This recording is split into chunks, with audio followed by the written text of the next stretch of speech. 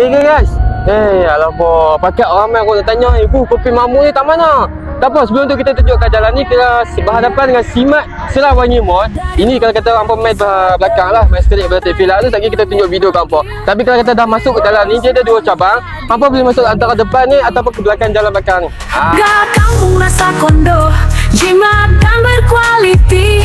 Dari utara berkembang jauh ke seluruh negeri. Kopi ais Mamu, kopi ais. Dah sampai ke tapak parking. Okey, mari jom. Ikut aku. Kopi ais Mamu. Ni kita tunjuk kat apa jalan bus kopi tak mana. Sedapnya berkat berbudi.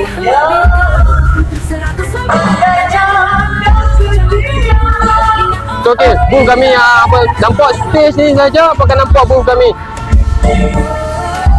Ni kalau kawasan antara benda-benda yang lain, dan juga ni lah bus kopi Mamu.